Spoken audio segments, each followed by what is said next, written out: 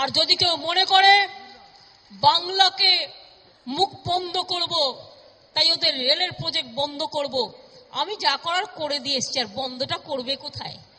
আর যেটুকু বাকি আছে ঠিক করে নেব।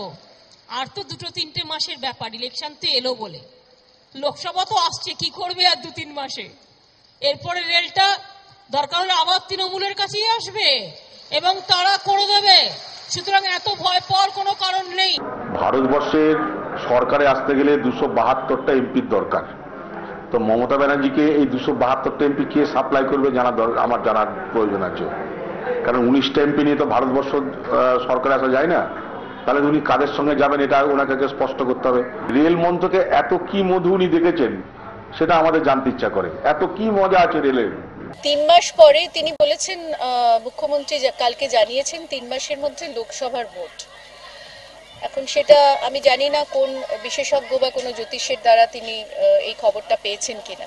এটাও তিনি বলেছেন যে তিনি লোকসভার ভোটের পরে 3 মাসের মধ্যে ভোট এবং তারপর রেল মন্ত্রক তার হাতে আসছে।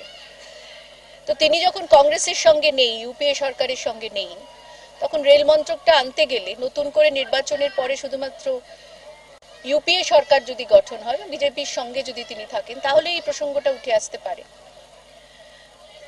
তাহলে আমাদের প্রশ্ন, সত্যি কি তাহলে বিজেপির সঙ্গে তার সম্পর্কটা তৈরি হয়ে গেছে?